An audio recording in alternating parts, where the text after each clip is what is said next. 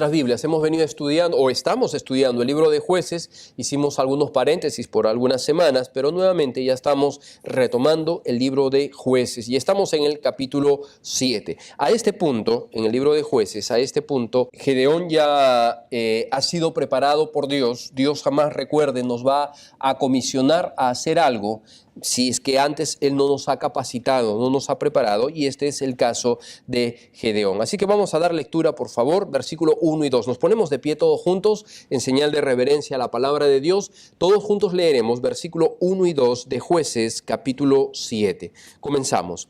Levantándose pues de mañana Jerobbaal, el cual es Gedeón, y todo el pueblo que estaba con él, acamparon junto a la fuente de Arod, y tenían el campamento de los madianitas al norte, más allá del collado de More, en el valle. Oremos. Señor, perdón, el 2, ¿no? Disculpen, el 2 también. Y Jehová dijo a Gedeón: el pueblo que está contigo es mucho para que yo entregue a los madianitas en su mano. No sea que se alabe Israel contra mí diciendo: mi mano me ha salvado. Oremos. Señor, gracias te damos, Padre amado, por este día. Gracias, Padre, por el tremendo privilegio de poder estar en tu casa, Señor, por el privilegio de compartir tu palabra y por el privilegio de tener la comunión en Cristo, Señor. Bendice a cada hermano presente. Rogamos y entregamos este servicio en tus manos, Señor, para que tú puedas hablar a nuestros corazones. Pedimos que nos des un corazón tierno, humilde, Señor, para recibir tu palabra con mansedumbre, pero sobre todo un corazón dispuesto para poder aplicarla en nuestras vidas. Glorifícate, Señor, como siempre lo haces. Entregamos este servicio en tus manos. En el nombre de tu Hijo amado, nuestro Señor y Salvador, lo pedimos todo. Amén. Pueden tomar asiento, por favor, hermanos.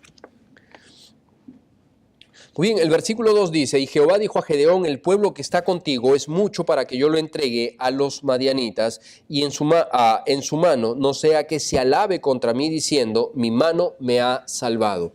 Recordemos que la amenaza que enfrenta Israel es por parte de los madianitas. Dice que era un pueblo numeroso, en realidad es una coalición de familias o de grupos tribales, de grupos nómadas que están asolando a Israel. Entonces Dios ha escogido a Gedeón para poder dar libertad al pueblo de Israel. Y en este pasaje se están dando ya todos los preparativos. En el versículo 2 destaca que lo que Dios le dice a Gedeón, dice: el pueblo que está contigo, mucho pueblo es. Recordemos, hermanos, Gedeón hace la convocatoria. Luego de estar preparado, Dios lo envía a hacer una convocatoria para juntarse a pelear contra los madianitas. Y en esa convocatoria, 32,000 judíos responden al llamado. 32,000 judíos. Ahora, si nosotros comparamos esos 32,000 judíos frente a los más de 120,000 hombres que tienen los madianitas, es un número bastante considerable, ¿verdad? Aún así hay una diferencia bastante grande. Más de 120,000 madianitas contra los 32,000 judíos que han respondido al llamado de Gedeón. Pero Dios dice que ese pueblo es mucho. Así es que lo que Dios va a hacer va a limitar aún más ese pueblo. ¿Cuál es la razón?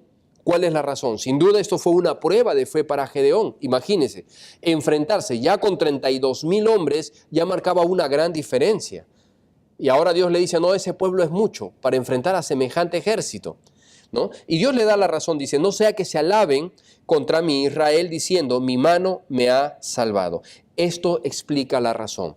Dios no quería que en esta victoria el pueblo tuviese la más mínima sospecha de que por su coraje, por sus atributos, por su valentía o por su estrategia, ellos hubiesen podido ganar esta victoria.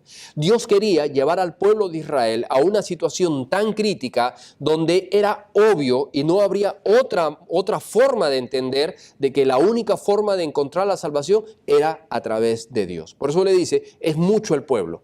Claro que no era mucho comparado al ejército, vuelvo a repetir, al ejército enemigo, pero para los propósitos de Dios sí lo es. ¿Sabe, querido hermano? Muchas veces Dios va a hacer exactamente lo mismo. Dios quiere llevarnos a un punto en nuestra vida donde toda la alabanza y toda la gloria sea para Él. Amén. Ese es el centro del Evangelio, ese es el centro de la vida cristiana. Recordemos que el centro de la vida cristiana es cristocéntrico. ¿Y por qué decimos cristocéntrico? Porque Cristo es el centro de todo y toda nuestra vida debe estar preparada y dispuesta para su gloria y para su honra. El mundo en el que vivimos es humanista. El centro del mundo en el que vivimos es el hombre. Y todo gira en base al beneficio del hombre o a los apetitos o a los deseos del hombre. Es muy diferente el plan de Dios. Todo fue diseñado para su gloria y para su honra. Zacarías, permítame, usted puede escribirle por factor tiempo, yo lo voy a leer. Zacarías 4:6 dice: entonces respondió y habló diciendo esta palabra de Jehová a Zorobabel diciendo: no con ejército ni con fuerza, sino con mi espíritu, ha dicho Jehová de los ejércitos. El Salmo 27 dice: estos confían en carros y aquellos en caballos, mas nosotros del nombre de Jehová, nuestro Dios, tendremos memoria. Hermanos, qué fácil es confiar en nuestros recursos, amén. Qué fácil es confiar en el dinero, qué fácil es confiar en los papeles, qué fácil es confiar en la legalidad o en la salud. Pero la Escritura deja bien claro, solamente podemos confiar en Dios, amén. El dinero, la salud, los bienes, los seres queridos pasan. El único que permanece es Dios. Entonces todo está diseñado para que Dios sea el centro de todo y solamente Él reciba la gloria. Versículo 3 en adelante, por favor, seguimos leyendo. Dice: ahora pues, haz pregonar a oídos del pueblo diciendo: quien tema y se estremezca, madrugue y devuélvase desde el monte de Galaad. Y se devolvieron de los del pueblo 22,000 y quedaron 10,000. Imagínense, Dios dice: el pueblo que está contigo es mucho, así que vamos a ir haciendo una purga al ejército. La primera purga, o el bloque en el cual Dios va, el primer filtro por el que van a pasar. Dice: reúnelos al pueblo y diles, por si acaso, mañana todo mundo tiene la opción de irse temprano y en silencio. Recuerde que Israel está en una ubicación estratégica. Dios los ha puesto en una ubicación estratégica a propósito, porque desde allí podían ver cómo ese ejército era un mar de gente. Estaban los madianitas. Y entonces mucha gente vio eso, se sintieron intimidados, tuvieron temor y salieron temprano en la mañana, desertaron. ¿Cuántos desertaron, dice la Escritura? 22,000. Quizás Gedeón pensaba en sus temores más profundos, diría, bueno, unos cuantos cientos de hombres irán, pero jamás pensó que 22,000 personas, más de la mitad, se irían, ¿no? Más de 22,000 personas movidos por el pánico, por el miedo, desertarían. Solamente se quedaron 10,000. Por eso le digo que esta era una prueba de fe tremenda para Gedeón, porque Gedeón dice, si ya 32,000 era poco frente a los más de 120,000 madianitas, ahora se quedan con 10,000. ¿Qué está haciendo Dios? El primer filtro, el temor. No podían estar capacitados los soldados que tuviesen temor en su corazón. Tenían que estar preparados para poder batallar. Y lo mismo pasa, hermanos, en la vida cristiana. Cuando el temor, hermanos, nos invade, cuando el temor toma control de nuestra vida, ¿sabe qué hace? Nos paraliza, nos impide servir al Señor. Vea lo que dice en 1 Juan 4:18, dice, en el amor no hay temor, sino que el perfecto amor echa fuera el temor. Proverbios 29:25. El temor del hombre, dice, pondrá lazo, mas el que confía en Jehová será exaltado. Deuteronomio 28 dice, y volverán los oficiales a hablar al pueblo y dirán, ¿quién es el hombre medroso y pusilánime? Vayan y vuélvanse a su casa, y no apoque el corazón de sus hermanos como el corazón suyo. Según de Timoteo 1:7, un versículo que todos debemos de memorizar, dice, porque no nos ha dado Dios espíritu de cobardía, sino de poder, de amor, de dominio propio. La Escritura es muy clara, hermanos, referente al temor. ¿Cuántos creyentes vivimos bajo el lazo del temor, como dice Proverbios? ¿Cuántos creyentes compartimos ese temor a otras personas, contagiamos ese temor a otras personas? ¿Sabe? Dice la Escritura que el perfecto amor echa fuera el temor. Cuando el creyente vive en temor, hermanos, no podemos servir al Señor.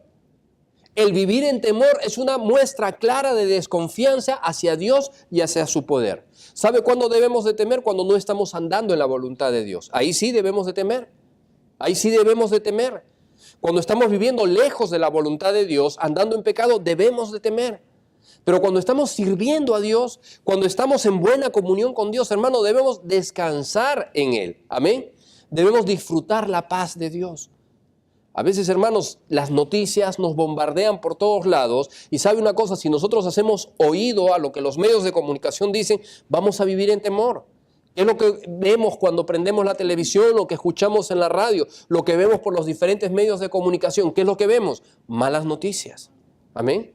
Malas noticias. Escuchamos las noticias, tiroteos, muerte, deportaciones, problemas económicos y ahora con todos los problemas que se están dando en la política, más todavía. Entonces es lógico que uno entre en pánico, en temor y decimos, bueno, ¿y qué va a pasar con nosotros? ¿Qué va a pasar con nuestra vida? ¿Regresaremos? ¿No regresaremos a nuestro país? ¿Perderemos nuestro trabajo? ¿La salud? ¿Perderemos seres queridos? ¿Qué es lo que va a suceder? Estamos tan expuestos. Claro. Tendríamos toda la razón del mundo, hermanos, para considerar esos temores o esas noticias como válidas si es que no fuéramos creyentes. Pero cuando estamos en Cristo, cuando estamos en Dios, hermano, podemos confiar en Dios porque Dios tiene control de nuestras vidas. Amén. Y Dios jamás va a permitir algo que suceda con sus hijos de lo cual Él no esté en control. Nada podrá hacernos daño a menos que Él lo permita, y aun si Él lo permite, es para nuestro crecimiento y para nuestro beneficio. Amén. Todas las cosas ayudan a bien a los que aman a Dios. No tenemos razón para temer. Si las cosas nos van bien, gloria a Dios, y si las cosas nos van mal, gloria a Dios. Dios tiene control de todo. Recuerde, es mayor el que está en nosotros que el que está en el mundo. El maligno, hermano, no nos puede tocar. No nos puede tocar. Y aun si nos tocase, siempre es con autorización de Dios y no va a trascender las fronteras que Dios le ha limitado. Amén. Y siempre para nuestra edificación, nunca para destrucción. Entonces Dios agarra el primer filtro.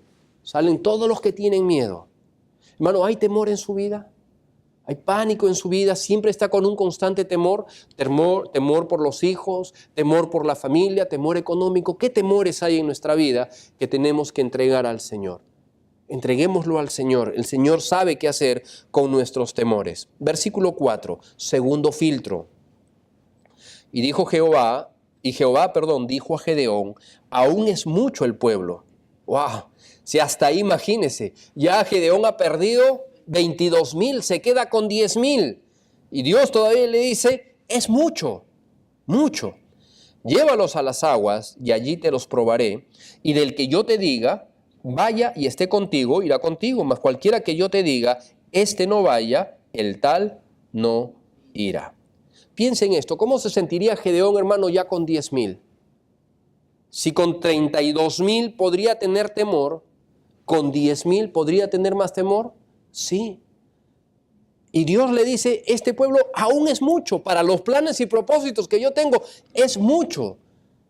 Gedeón podría decir, Señor, ¿hasta qué punto me estás llevando? Exacto.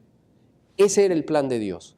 Llevar a Israel, llevar a Gedeón, llevar al ejército a una situación tan estrecha donde no habría otra forma de buscar a Dios y donde no habría otra forma de atribuirle solamente a Dios los resultados. Amén. ¿Se acuerda del apóstol Pablo? ¿Sabe que uno de los riesgos más grandes para el creyente, hermano, es tener seguridad? Tener la grandeza o tener la fortaleza. Porque cuando eso sucede, nos volvemos soberbios, nos volvemos altivos y tenemos la tendencia natural de separarnos de Dios. Pablo estaba en un peligro muy grave, muy fuerte para su propio bien. Por lo tanto, Dios le trajo debilidad. Dios lo hizo débil al apóstol Pablo. ¿Se acuerdan lo que dice en 2 Corintios, capítulo 12, versículos 7 al 10? Dice así: y para que la grandeza de las revelaciones no me exaltase desmedidamente, me fue dado un aguijón en mi carne, un mensajero de Satanás que me abofetee, para que no me enaltezca sobremanera. Respecto a lo cual 3 veces he rogado al Señor que lo quite de mí, y me ha dicho, bástate mi gracia, porque mi poder se perfecciona en la debilidad. Por lo tanto, de buena gana me gloriaré más bien en mis debilidades, para que repose sobre mí el poder de Cristo, por lo cual, por amor a Cristo, me gozo en las debilidades, en afrentas, en necesidades, en persecuciones, en angustias, porque cuando soy débil, entonces soy fuerte. Pablo había recibido una gran revelación. Dice, para que la grandeza de la revelación no me exaltase desmedidamente. ¿Era un peligro que Pablo esté exaltado desmedidamente? Sí. Y a propósito, Dios lo humilla y lo lleva a una situación de debilidad. Lo mismo está haciendo con Gedeón. Podía tener una situación ligeramente estratégica de fortaleza. Sí, a propósito, Dios lo está debilitando cada vez más. Ya le quitó 22,000, ahora le va a seguir quitando gente. Lo está debilitando. ¿Para qué? Para que la grandeza de su poder no repose en él, sino en Dios, que le iba a dar la victoria. Amén. ¿Sabe, hermanos, que pasa exactamente lo mismo en nuestra vida? Muchas veces, porque Dios nos conoce y sabe que si tuviéramos todo el dinero, sabe que si tuviésemos todas las cosas que deseáramos, quizás le daríamos la espalda a Dios y quizás lo que podríamos conseguir no sería para su gloria. Muchas veces Dios nos humilla. ¿Se ha dado cuenta? Muchas veces Dios nos hace débiles. Algunos creyentes a través de la salud. Algunos creyentes los vuelve muy frágiles. Dios permite la enfermedad porque la enfermedad vuelve frágil al creyente, lo va debilitando. A otros creyentes de repente con el tema económico. A otro creyente con los problemas personales. Yo no sé qué razón fuera, pero muchas veces Dios lo que hace es a través de los problemas nos va debilitando. ¿Por qué? ¿Qué es lo que busca Dios? Bueno, que reconozcamos en primer lugar nuestra necesidad de Él, porque cuando somos débiles, dice Pablo, somos fuertes. Amén. Cuando pasamos por problemas, cuando vemos nuestras limitaciones, cuando vemos nuestros fracasos, cuando vemos todo lo que nos rodea, no nos queda otra cosa que decir, Dios, ayúdame. Y también, hermanos, que cuando Dios trae la respuesta en medio de esa debilidad, no podríamos decir, eso es gracias a mí. Gracias a mi sabiduría, es que yo soy tan inteligente, es que yo soy tan capaz, es que yo soy tan hábil. No, simplemente tendría que decir, gloria a Dios, gracias a Dios. Eso era humanamente imposible para mí, pero eso era gracias a Dios. Amén. Con esa razón, Dios humilló a Pablo, lo hizo débil. Y por esa razón también está haciendo débil a Gedeón. Versículos 5 y 6, por favor, continuamos. Entonces llevó el pueblo a las aguas, y Jehová dijo a Gedeón, cualquiera que lamiere las aguas con su lengua, como lame el perro, aquel pondrás aparte. Así que cualquiera que se doblare sobre sus rodillas para beber, y fue el número de los que lamieron, llevando el agua con su mano a su boca, 300 hombres. Y todo el resto del pueblo se dobló sobre sus rodillas para beber las aguas. ¿Cuánto pueblo limpió en esta segunda prueba? Recuerde, ¿con cuánto se quedó Gedeón? Tenía 32,000. Primera prueba, salieron 22,000, se quedó con 10,000. Y en esta segunda prueba, ¿cuántos salieron eliminados? 9,700. 9,700, quedaron 300. Ahora, 300 para enfrentar a un ejército de más de 120,000 personas. Gedeón diría, esto es una locura, humanamente es imposible. Exacto. Ese es el punto. Que sea humanamente imposible para el hombre, todo es posible para Dios. Amén. A ese punto quería llevarlo Dios. 300 personas. Es decir, que cada judío tenía que enfrentar, vea la diferencia. Por cada 400 madianitas, o mejor dicho, un judío tenía que enfrentar a 400 madianitas. Por cada 400 madianitas, un judío. Imposible. No hay forma, no hay lógica, no hay estrategia para poder enfrentar un ejército tan grande. Tenía que ser Dios, nada más. ¿Y cuál fue la prueba? Una prueba básicamente militar, una prueba muy sencilla. ¿Quiénes fueron eliminados? Los que tomaban el agua como el perro. Dice, ¿no? Los que lamen como el perro. Esos fueron los que fueron eliminados. ¿Sí? Fíjese.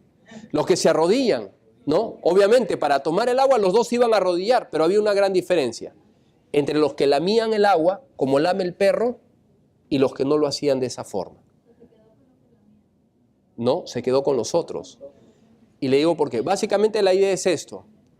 Imagínense, están en un ejercicio militar y de pronto hay agua. ¿Qué es lo primero que hicieron? La gran mayoría. Se abalanzaron sobre el agua.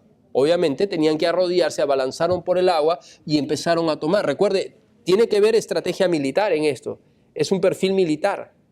Los que tomaron el agua básicamente se arrodillaron se arrodillaron, cogían el agua y con su mano se la llevaban a la boca y la tomaban. Estaban vigilantes, atentos. Con una mano cogían el arma y con la otra mano estaban tomando el agua. ¿Los otros cómo estaban tomando? Tomando, si es que ponían aún, si es que ponían su mano, la lamían como el perro. Y la palabra que utiliza ahí es básicamente para hacer el sonido del perro. ¿Ha visto cuando los perritos toman agua? Yo saco en las mañanas a pasear una vuelta a la manzana a mi perrita, Alicia. Y cuando ella llega, lo primero que hace va a buscar el agua, ¿no? ¿Y cómo toma? ¿Sabe el sonido? Hacen ruido cuando toman, ¿no? Entonces la idea era, los que lamen como el perro, los que están tomando, desesperados. Yo me acuerdo cuando era niño jugábamos pelota en la cancha, ¿no? Del barrio, y después de estar así horas jugando, era una comisaría de la policía que tenía su cancha y jugábamos. Entonces después de jugar, ¿qué hacíamos? Coger el agua y pedíamos permiso a la policía. ¿Podemos tomar agua? Sí, pasen a tomar agua, nos decía. Y abríamos acá el que menos agarraba, desesperados por el agua, ¿no? Ahí no estábamos pensando estrategia.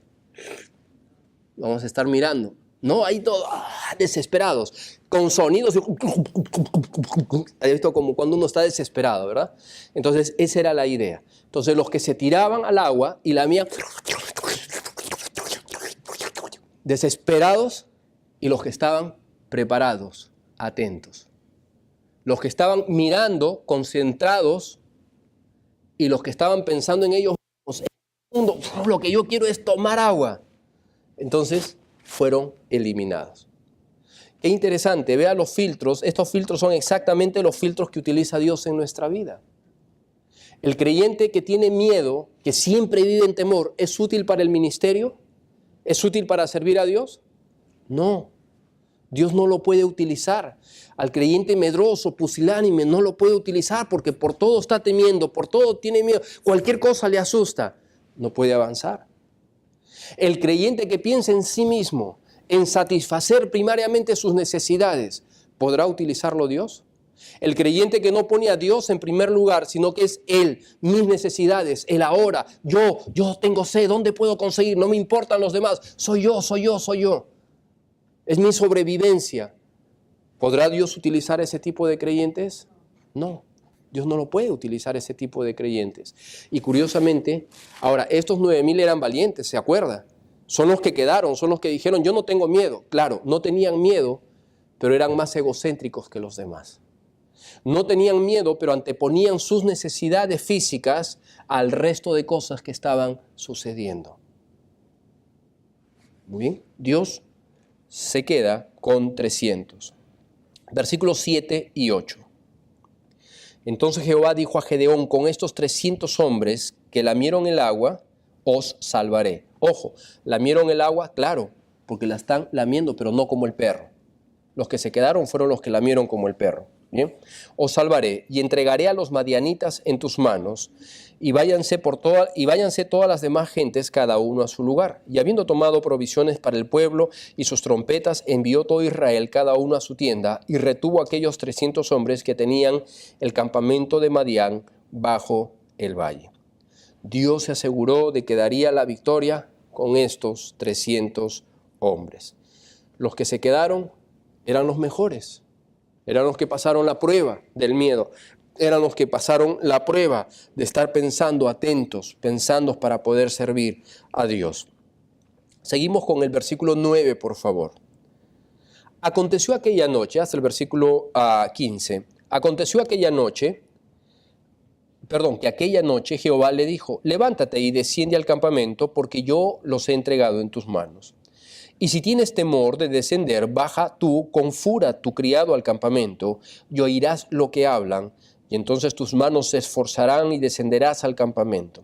Y descendió con fura su criado hasta los puestos avanzados de la gente armada que estaba en el campamento. Pare allí. ¿Se acuerda cuál es un temor constante en la vida de Gedeón? Si usted ha escuchado los estudios anteriores, es el temor. Gedeón tiene un problema con el temor, con la desconfianza. Dios es tan misericordioso que ha venido trabajando en su vida y aún ahora trata de alentarlo. Mira, Gedeón, yo te he dicho, con estos te voy a dar la salvación. Hasta ahí tendría que ser, ya Gedeón había recibido suficientes pruebas. Pero vea qué bueno es Dios, qué misericordioso. Aún le dice, mira, por si tienes dudas, Gedeón, yo voy a afirmar tu corazón. Si tienes dudas, vas a bajar al campamento con tus... Si tienes miedo, lleva a tu criado, incluso le da esa opción. Y vas a escuchar lo que está sucediendo. Tengo algo preparado para ti, Gedeón. Bien, versículo 12. Y los madianitas, los amalecitas y los hijos del oriente estaban tendidos en el valle como langostas en multitud, y sus camellos eran innumerables como la arena que está a la ribera del mar en multitud. Cuando llegó Gedeón, he aquí un hombre estaba contando a su compañero un sueño diciendo, he aquí yo soñé un sueño, veía un pan de cebada que rodaba hasta el campamento de Madián, y llegó a la tienda y la golpeó de tal manera que cayó, y la trastornó de arriba abajo, y la tienda cayó. Y el compañero respondió y dijo, esta no es otra cosa sino la espada de Gedeón, hijo de Joás, varón de Israel. Dios ha entregado en sus manos a los madianitas con todo el campamento. Cuando Gedeón oyó el relato del sueño y su interpretación, adoró y vuelto al campamento de Israel, dijo, levantaos, porque Jehová ha entregado el campamento de Madián en vuestras manos. ¿Qué sucedió? Gedeón se acerca de manera sigilosa, callada, juntamente con su criado, y van a escuchar qué va a pasar. Y dos de los vigías estaban conversando mientras hacían la guardia en la noche, y le dice, te contaré un sueño raro. Ya Dios estaba trabajando y preparando el corazón de ellos. Soñé que un pan de cebada caía, ¿no? Y golpeó contra el campamento, contra nuestro campamento, de tal forma que lo tiró abajo. Ahora recuerde, el pan de cebada, ese era el pan de los pobres. ¿Quiénes están gobernando en esa época? Los madianitas. ¿Quiénes son los abusados, los pobres, los oprimidos? Los israelitas. Entonces, ese pan de cebada es el pan de los pobres, el pan menospreciado, el pan que nadie quiere. Y ese pan de cebada, el otro le dice, ese Gedeón. Nuevamente, Dios se lleva la gloria. Ese pan de cebada inservible al que nadie quisiera, ese es el instrumento que Dios utilizaría para dar la gloria en este día, para traerse la gloria a sí mismo. Hermanos, por eso la Escritura dice en el Nuevo Testamento, ¿no?, que Dios no escogió ni lo más sabio ni lo mejor del mundo. ¿Por qué? Para deshacer lo que es. Veámonos, hermanos. ¿Quién de nosotros podría decir, yo soy un instrumento útil para Dios? Dios se sacó la lotería usándome a mí, salvándome. ¿Podríamos decir alguno de nosotros eso? ¿Podríamos decir, quién como yo? Dichoso Dios que me tiene. ¿Podríamos decir eso? No, al contrario, ¿no? Tendríamos que decir, ¿cómo Dios me puede usar a mí?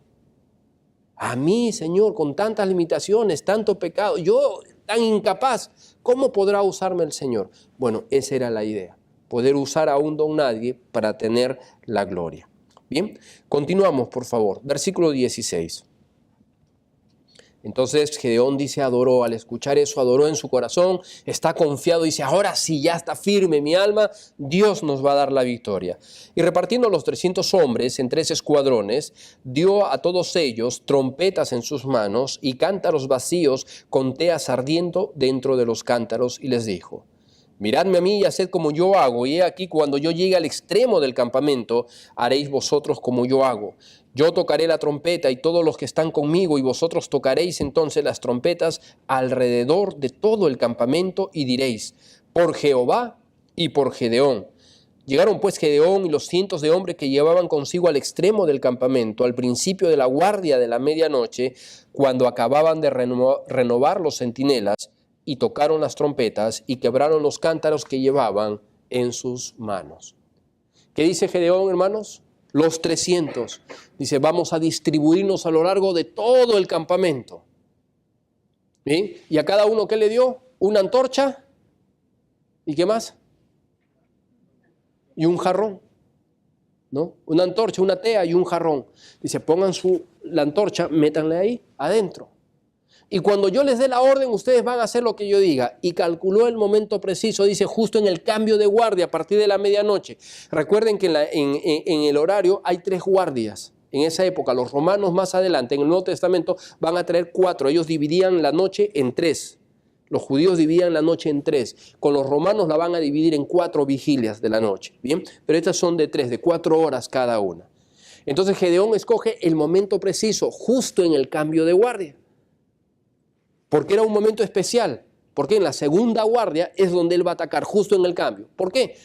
Porque una tercera parte de la guardia, una tercera parte del ejército está durmiendo, ¿verdad? Porque no les toca la guardia. Los que salen de la guardia, ¿cómo están? Cansados, listos para dormir. Y los que entran a la guardia, ¿cómo están? Adormitados, de sueño, recién se han levantado, recién van a entrar en funciones. ¿Qué mejor estrategia que buscar ese punto? Preciso, puntual. Entonces, cuando ya están todos, justo escoge el cambio de guardia. ¿Y qué hace? Empieza, dice, cuando yo les dé la orden van a hacer lo que yo hago. ¿Y qué hace Gedeón? Empieza a sonar la trompeta, ¿no? Los cuernos que usaban como trompeta. Empiezan a tocar así fuerte. Y ahora y rompe el cántaro. ¡Prum! Y sacan la tea. Y todos a gritar, dice, por Jehová y por Gedeón. ¿Por qué gritarían eso? ¿Para orgullo de Gedeón? No, ¿se acuerda cuál era el sueño? Ya Dios había trabajado en el corazón de los madianitas. ¿Y qué están pensando ellos? En el sueño, ¿se acuerda? Ese pan de cebada no es otra cosa que Gedeón, hijo de Joás. Es la espada de Gedeón. Gedeón nos va a destruir. Ya estaban con las piernas temblando, ya tenían miedo. Gedeón nos va a destruir, ya estaban con eso. Y justo cuando ellos ven, Dios utiliza toda esa turbación. Imagínense, ellos en medianoche están pensando, ven luces, ven trompetas y el grito de las personas por Jehová y por Gedeón. Y ellos, ¿qué piensan?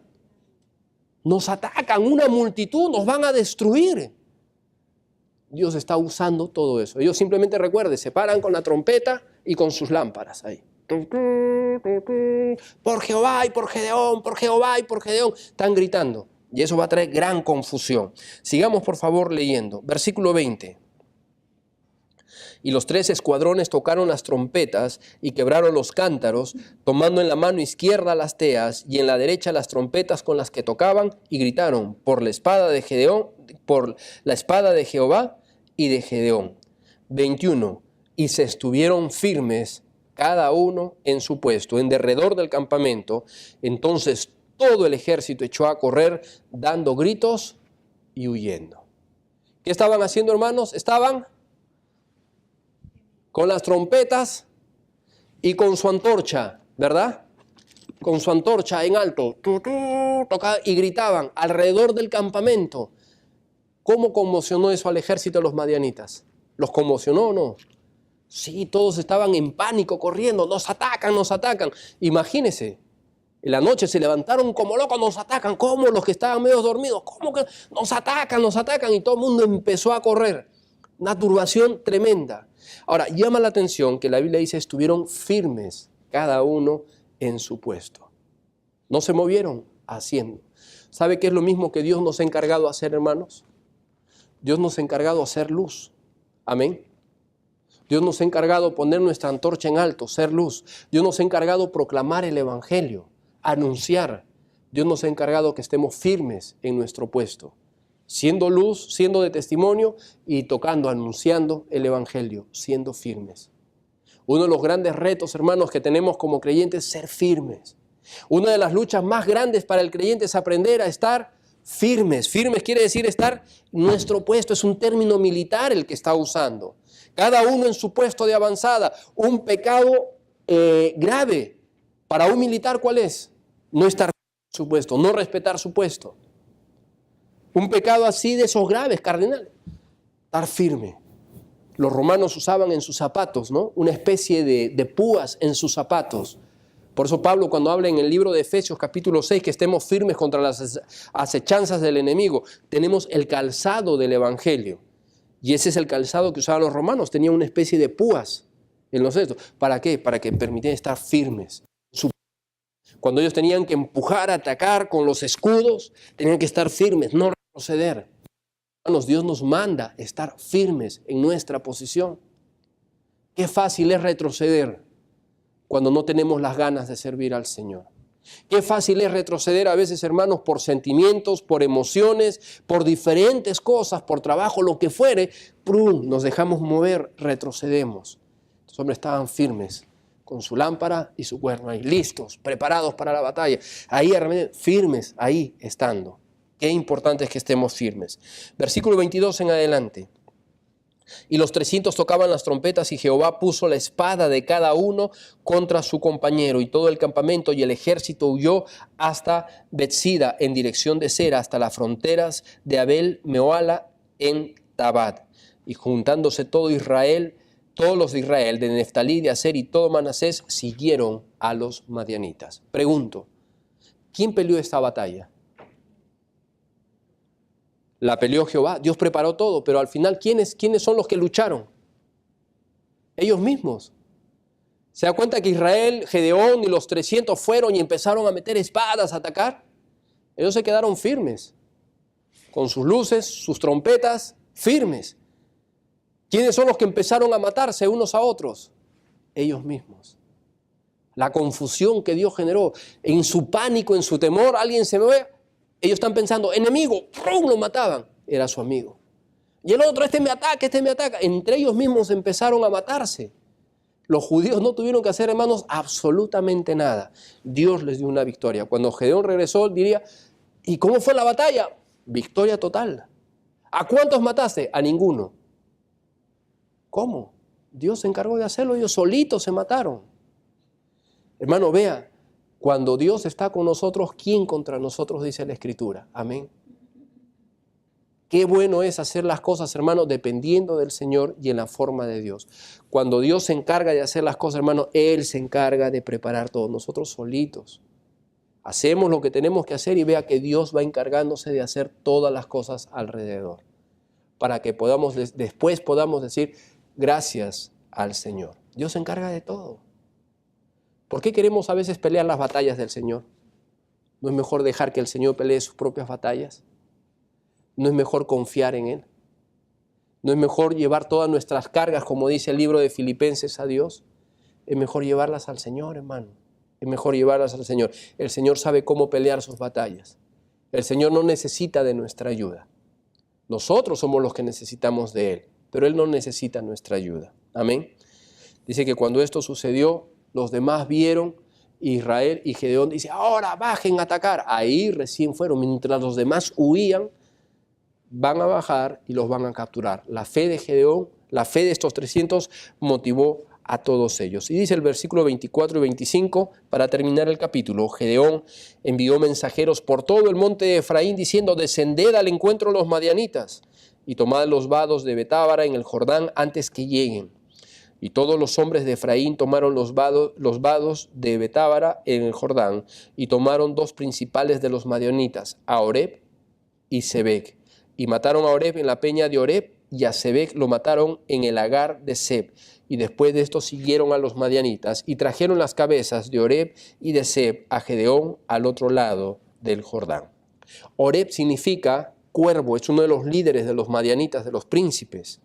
Y Seb significa lobo. Finalmente, Dios le dio la victoria sobre el cuervo y sobre el lobo. Y Dios libró de esta manera poderosa a los madianitas. Hermanos, para terminar, ¿cuántos de nosotros necesitamos poner nuestra confianza en Dios? Quizás en algunos creyentes lo que Dios está tratando de hacer en nuestra vida es tratar de debilitarnos al propósito para que dependamos plenamente de Dios. No luchemos con Dios, dejemos que Dios haga la obra. Recuerde, cuando somos débiles, somos fuertes. ¿Cuántos creyentes necesitamos confiar en Dios en esta mañana y traer nuestras cargas, nuestras preocupaciones al Señor? Entreguémoslas al Señor, Él sabe lo que hace. Es mejor servir en obediencia al Señor que vivir lejos de Él.